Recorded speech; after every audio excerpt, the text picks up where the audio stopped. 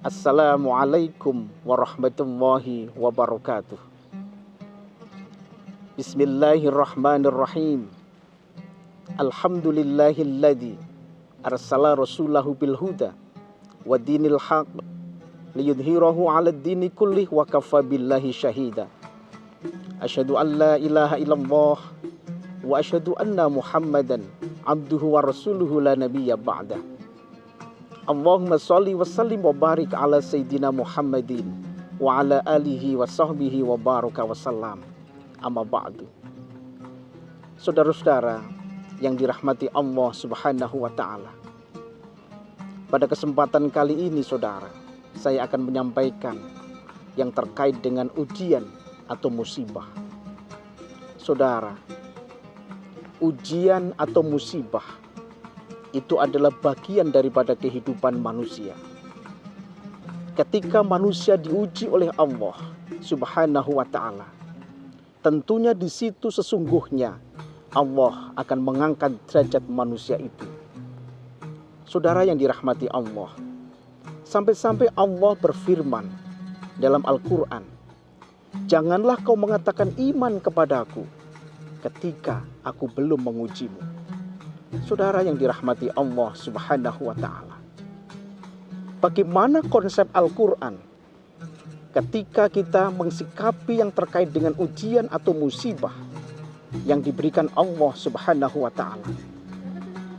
Kita bisa menyimak Al-Quran dalam surat Al-Baqarah ayat 153. Bismillahirrahmanirrahim. Ya ayyuhalladzina amanu ista'inu bis-sabri was-shalah. Innallaha ma'as-sabirin.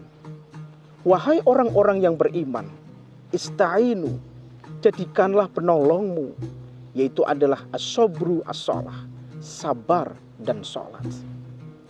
Bagaimana terminologi para ahli tafsir?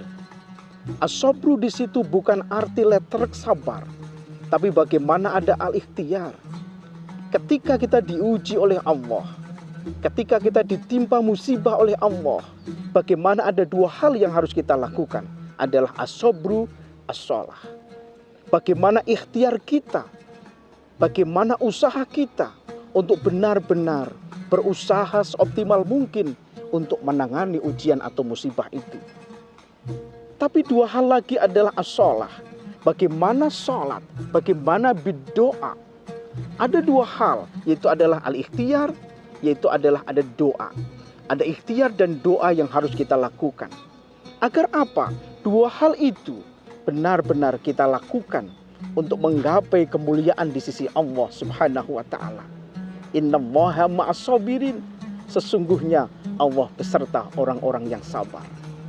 Saudara-saudara yang dirahmati Allah, marilah kita bersama-sama berupaya untuk menggapai kemuliaan di sisi Allah. Benar-benar ketika kita diuji, ketika diberi musibah oleh Allah, kita benar-benar melakukan konsep Al-Quran, yaitu adalah as-sabru as-shalah, ikhtiar dan doa. Karena sesungguhnya dua hal itu harus kita lakukan bersamaan.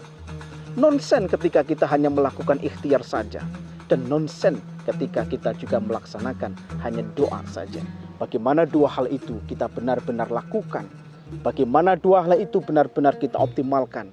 Karena sesungguhnya inilah konsep Al-Quran.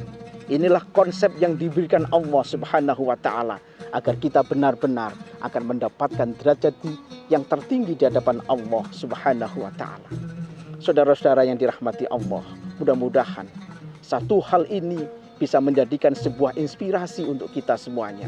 Ketika kita diuji oleh Allah, ketika kita diberi musibah oleh Allah, benar-benar konsep Al-Quran itu benar-benar kita implementasikan dalam diri kita, dalam kehidupan kita.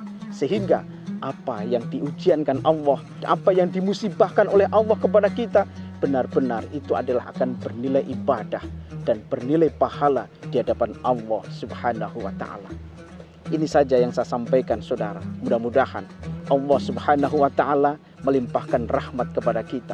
Allah Subhanahu wa taala melimpahkan ridhonya kepada kita, dan Allah senantiasa membimbing di jalan yang penuh dengan keridhoannya dan menuju kepada keridhaan Allah Subhanahu wa taala. Ini saja yang saya sampaikan saudara. Mudah-mudahan dapat bermanfaat. Aku lubi qauli hada. Wassalamualaikum warahmatullahi wabarakatuh.